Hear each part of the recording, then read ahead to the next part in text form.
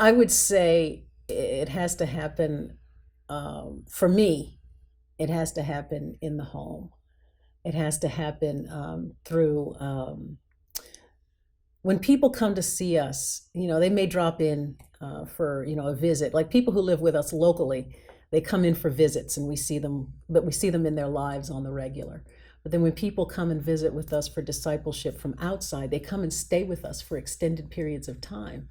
One of the things my husband and I we say when people actually are going to get married, or if you really want to disciple somebody and get to know them, take a road trip together, because that's when you really start to get to know people, and it has to be like more than 6 hours, because after hour 5 you start stinking, and you want to stop at the McDonald's, but he wants to go to Burger King. You know what I mean? So it's life that has to be done together. It has to be lived together. And one of the things that we usually start people off with discipleship, if I were to put discipleship into a 60-second bite, I would say start with who God is, and then start with finding out who you are in relation to who God says he is. He's like the true north, right? He's like the anchor point. And when I can ask myself that question, like the disciples were walking, they were hanging out with Jesus. And Jesus looked at him and he said, "Who do you say I am?" And he wasn't asking because he wasn't sure. He knows nobody was more secure in their identity than Jesus was, right? So why is he asking them that? And so they come, he's asking because they don't know who he is yet. They're walking with him, they're breaking bread with him, they're eating with him every day, he's telling them the stories, but they're still, some of them think he's a prophet, some of them think he's a priest, some think he's a king. They don't know yet that he's all three of those, and he's come in a totally different way. So they're kind of uninformed, right? So he asks them, "Who do you say I am?" And Peter answers him right. Well, Peter first off says, well, some say you're Elijah, some say you're John the Baptist, and he says, "Well, who do you say I am?" And Peter answers rightly, and he says, "You're Messiah. You're the one we've been waiting for." And he says, "That's right." And so when you get to that point, I think in discipleship with somebody, you walk them through who the character of God is and who the character of the Trinity is. Then they can turn around and say back to you, to God, "Oh, that's who you are. Then who do you say I am?" And then you can begin to inform them about how he's created them. What's the significance of the place where they've been born? If God is sovereign over everything, then the time, the place, all the different aspects of who I am, who he's created me to be, they have significance. Why am I alive in 2016 and not 1816? My life would be totally different if I lived in 1816. My assignments to serve him would be totally different if I lived in 1816. Why do I live in the country I live in? How does that serve God's purpose?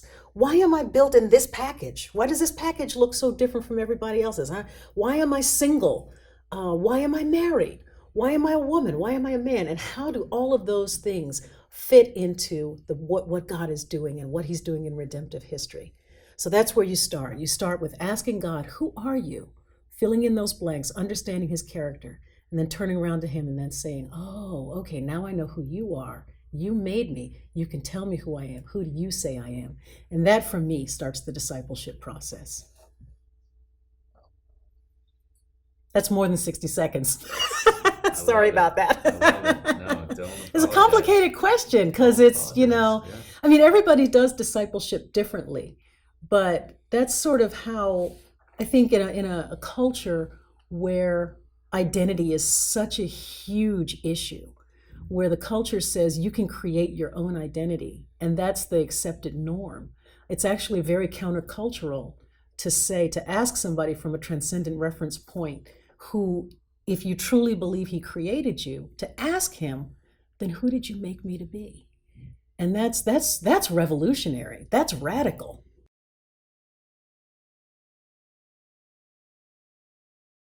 If I could point to a time when I asked myself those questions, who am I? Who have I been made to be?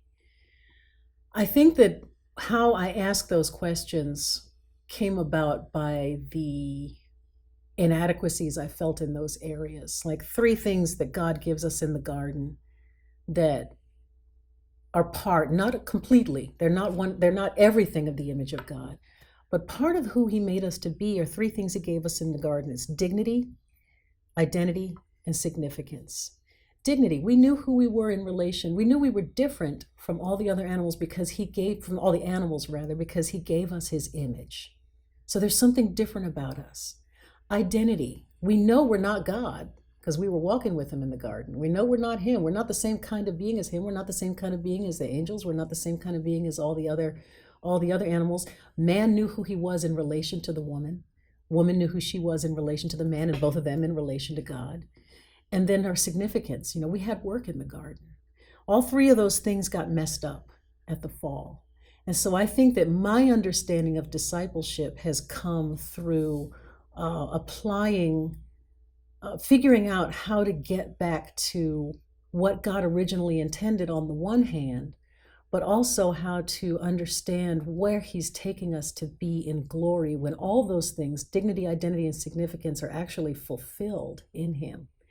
And then taking these, this area in between the already and the not yet, and saying, okay, what does it mean, like First Peter says, what does it mean to be a royal priesthood? What does it mean? What do all these identity things about being a Christian, how do they inform what was lost from me in the garden? So as a woman, as a Black woman, I struggled, not just locally, but globally. I struggled with issues of identity. I struggled with issues of significance. There was a time when my work was everything. It was my whole identity.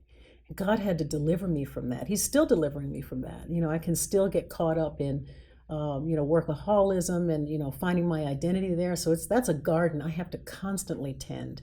I used to be an actor a long time ago, and you'd meet people at the Actors Federal Credit Union in New York, and you would ask them, "How are you doing?" And they would answer you, "Oh, I'm working. I'm doing this. I'm doing this show, and I just finished working there, and I'm getting ready to do this." That's not the actual answer to the question.